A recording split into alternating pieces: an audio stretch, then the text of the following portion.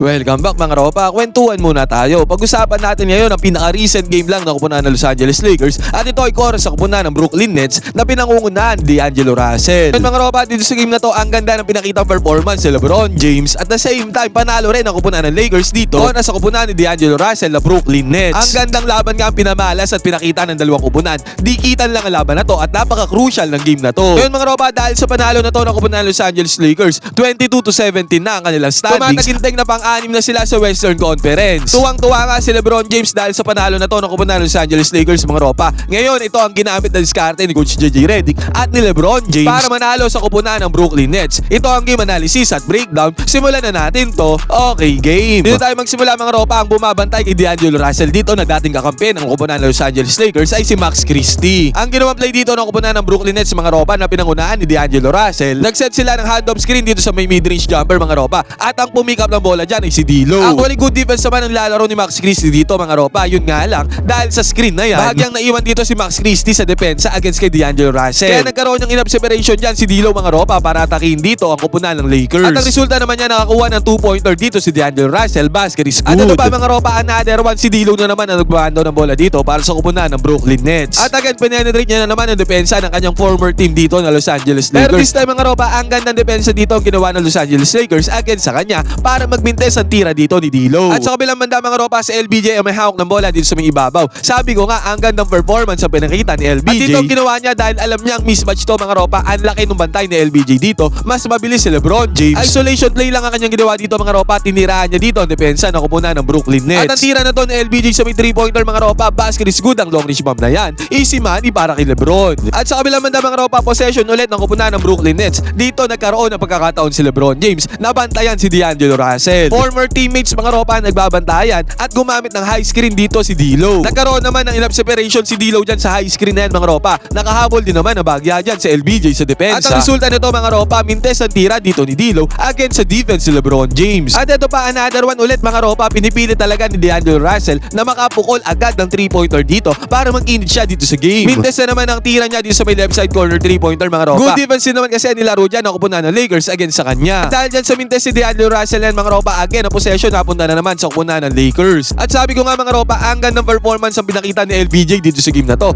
This time again another one, nasa may top of the key na naman si LeBron James sa may 3-pointer. Nakakuha na naman siya ng isolation play dito mga ropa, 1-on-1 lang against sa depensa ng kupunan ng Brooklyn Nets. At tinirahan na naman ni LeBron James harap-harapan dito ang depensa ng kupunan ng Brooklyn. At ang resulta niyan mga ropa, same result para kay LBJ, another 3-pointer na naman ang kanyang binundar dito. Basket is good. Sa possession naman ng Brooklyn Nets mga ropa, turnover lang kanilang kinumit dito. Napunta sa Lakers ang possession. Pero sa possession ng Lakers mga ropa, turnover din ang kinumit dito. Si LeBron James ang nagumit ng turnover. Yung turnover na yan mga ropa, na-convert naman yan ng Brooklyn Nets into points. Easy 2 points para sa kanila. Sa fast break, basket is good. At ito pa mga ropa, another one si LeBron James na naman na nagmamando ng bola dito para sa kupunan ng Lakers is sa may top of the key. Ang ginawang response dito ng Brooklyn Nets mga ropa, nag-send sila ng double team dito kay LBJ. At nung na-sense na ni LBJ ang double team na yan mga ropa, agaran niyang pinasa yung bola sa kanyang teammate. Yun nga lang mga ropa, back-to-back turnover ang kinumit ni LBJ dito sa pagkakataon na to. At yung turnover na yan mga ropa, nakapitalisa naman yan ang kupunan ng Brooklyn Nets at na-convert na naman nila into points. At sa possession ng Lakers na to mga ropa, dahil nga dalawang back-to-back turnovers ang kinumit ni LBJ, pinagmando na nila ng bola dito ay si Gabe Vincent. At sa pagmamando ng bola na to ni Gabe Vincent, dalawang screen ang sinet nilang gameplay dito para kay Gabe Vincent. At yung screens na yan, dinaanan at ginamit yan ni Gabe Vincent para mapenetrate niyan depensa ng Brooklyn Nets dito mga ropa. At dito pansinin natin, yung mahabol sa kanya sa depensa ay nag-iingat mga ropa dahil nga mayroong rumoroll din ang player ng Lakers dito. Meron din kasing option si Gabe Vincent dito na ipasa yung bola dito sa may roller. Kaya hindi siya totally makadikit dito kay Gabe Vincent sa may depensa. Kaya ang resulta nito, enough separation para kay Gabe Vincent mga ropa, easy lay-up para sa kanya. Basket is good. Ngayon mga ropa, another one si D'Lo na naman nagmamando ng bola dito para sa kupunan ng Brooklyn Nets. At dito mga ropa, mapapansin natin na yung ginagawang play dito ni D'Angelo Russell ay katulad ng ginagawang play niya sa kupunan ng Lakers. Na kung saan mga ropa, gumagamit siya dito ng high screen na sineset ng kanyang kakampi. At yan ang gagamitin niya mga ropa para makapag-penetrate sa depensa ng kanilang kalaban. Pero dito mga ropa, basang-basa ng kupunan ng Lakers ang ginagawa ni D'Angelo Russell. Kaya ang resulta nito, another one na depensa na naman nila dito ang opensa ni D'Lo. Black nga ang tira dito ni D'Angelo Russell. Good defense para sa kupunan ng Lakers. At ang tendency outcome nito, magandang depensa nito ng kupunan ng Lakers mga ropa. Naka-pass break sila dito. At ang nanguna sa pass break, walang iba kundi si LeBron James. Sa fast break na to mga ropa, binardagol lang ni LeBron James dito ang depensa ng kupunan ng Brooklyn Nets. At dahil dyan sa penetration na yan, LeBron James napadali ang kanyang trabaho. Nakakuha siya ng easy 2 points dito. Basket is good. At sa bilang possession ng kupunan ng Brooklyn Nets mga ropa, magandang depensa din talaga ang pinapakita dito ng kupunan ng Lakers. Lakers. Sa pagkakataon na to, nabarahan nila yung mid-range doon sa may ilalim, doon sa may paint. Kaya no option dito ang kupunan ng Brooklyn Nets kundi kick out na lamang yung bola sa may labas. Pagka kick out naman yan ng bola mga ropa, good close out din naman ang pinakita ng ibang players dito ng Lakers. At dahil dyan mga ropa, hindi nagkaroon ng clear na tira ang kupunan ng Brooklyn Nets at nag-end up sila dito sa may right side wing 3-pointer. Still mga ropa, nasa bayad pa rin naman ang kupunan ng Lakers ang tira na yan ng Brooklyn Nets. Enough resistance para magmintes ang tira ng Brooklyn. At sa possession ng Lakers mga ropa, another one si LeBron James naman nagmamando ng bola dito sa may top of the key 3-pointer. Kung mapapansin natin mga ropa, sa bawat possession ng kupunan ng Lakers, pag si LeBron James nasa may loob ng court, laging siyang naghahawak nagmamando ng bola dito sa may top of the key 3-pointer. Yan ang laging gameplay na ginagawa ni Coach JJ Redick at ng kupunan ng Lakers. Si LBJ nga ang laging naghahawak ng bola at nagmamando ng bola dito sa may ibabaw. Pero dito sa possession na to mga ropa, ang ginawa ni LBJ, dahil nga isolation yan mga ropa, hindi nagsend ng double team dyan ang kupunan ng Brooklyn Nets. Inatake ni LBJ dito ang depensa 1-on-1. At sa penetration niya na to mga ropa, walang sumalong help defense sa kupunan ng Brooklyn Nets. Dahil na din masyadong crucial na yung position dyan ni LeBron James sa pwede niya ipasa yung bola dito pagka nagdesisyon yung Brooklyn Nets na mag-double team. Kaya ang resulta nito mga ropa, in-overpower lang ni LeBron James dito ang depensa ng kupunan ng Brooklyn. Nakakuha na siya dyan ng easy 2 points, basket is good. At pagkatapos pa niyang puntos ni LBJ mga ropa sa kabilang banda, nakakuha naman siya dyan ng napakagandang depensa still sa kupunan ng Brooklyn. Yun nga lang mga ropa, hindi nila na-convert into points yan dahil na still na yan ni LBJ ay nagresulta din sa kanyang turnover. Nag-enjoy ka na at nanalo ka pa, piliin ang link na nasa may comment section, gamitin ang promo code na Johans, piliin ang sports option para makakuha ng 12,000 bonus. Hindi din talaga nagpapaawat si D'Angelo Russell mga ropa, may nais talaga siyang patunayan sa kanyang former team na Lakers. Sa senaryo na to mga ropa, si Gabe Vincent na tumatao sa kanya at ang ginawa ni D'Angelo Russell dito mga ropa, dahil isolation yan, walang ibang depensa, ginalawan at tiniraan niya harap-harapan dito ang depensa ni Gabe Vincent at yung 3-pointer na yan ni D'Angelo Russell ay pasok yan mga ropa, 3-pointer para kay D'Angelo Russell, basket is good. At ito pa mga ropa, another one, ang gandang depensa na naman ang laro ng Lakers dito, this time courtesy of Gabe Vincent. Nakakuha na steal dito si Gabe Vincent mga ropa at ang tendency outcome yan, fast break na kupunan ng Lakers. At sa fast break na to mga ropa, ang naunang tumakbo ay si Jackson Hayes at ang nagmamando ng bola ay si Gabe Vincent. At ang resulta nito mga ropa, alley-oop play ni Gabe Vincent kay Jackson Hayes, easy 2 points sa padali trabaho dito ni Jackson Hayes, basket is good. At ito mga ropa, another one, Jackson Hayes na naman, napaganda ang position dito ni Jackson Hayes dito sa may top of the key 3-pointer. Para sa kupunan ng Lakers mga ropa, ang gandang spread out to ng depensa ng kupunan ng Brooklyn Nets. Dahil dito nagkaroon ng opportunity si Jackson Hayes na atakihin ng libre dito ang kupunan ng Brooklyn Nets.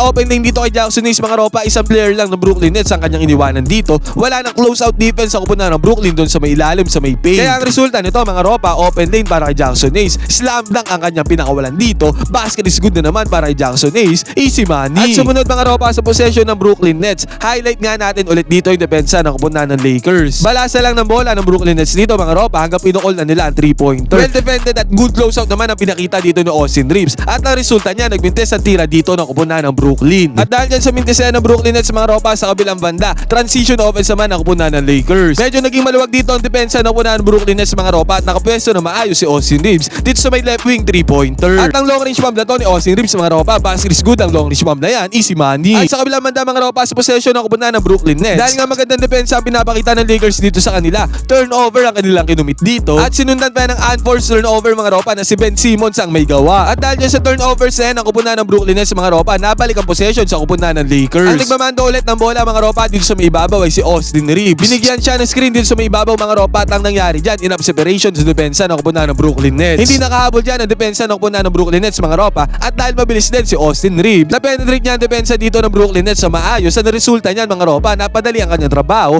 easy 2 points agad ang kanyang napundar, basket is good. At dito pa mga ropa, another one, si Austin Reeves na naman na tumirada dito para sa kupunan ng Los Angeles Lakers. Again mga ropa, gumamit na naman ng screen dito si Austin Reeves at si Jackson Hayes na nag-set ng screen sa kanya dyan. At dahil sa screen na yan mga ropa, yan ang ginamit niya para ma-penetrate niya ang depensa ng kupunan ng Brooklyn Nets. Again mga ropa, dahil sa bilis si Austin Reeves, naiwanan niya ang depensa dito ng kupunan ng Brooklyn Nets dahil na rin sa screen na to ni Jackson Hayes. At ang tendency outcome nito mga ropa, nakakuha na naman ng another 2 points dito si Austin Reeves, basket is good. At dito mga ropa, another one, si Austin Reeves na naman na may hawak ng bola dito para sa kupunan ng Los Angeles Lakers. Akala ko mga ropa, si Austin Reeves na naman ang titirada dito para sa kupunan ng Lakers, pero pinasa niya yung bola at ang 3-point attempt naman dito ng kupunan ng Lakers ay nagmintes. Basket is not good yan para sa kupunan ng Lakers. Ngayon mga ropa, dahil sa pambihirang plays na to ng kupunan ng Lakers, ito yung nagpapanalo sa kanila at sa uli nakabit nga nila ang panalo kontra sa kupunan ng Brooklyn Nets. Magandang performance nga pinakita dito ni Austin Reeves at syempre ni LeBron James. Ngayon mga ropa, ano masasabi nyo dito sa performance na to ni LeBron James at sa diskarte na to ni Coach JJ Redick? Huwag kayong mahiya mga ropa, pwede kayong mag-comment yan sa baba ng inyong opinion.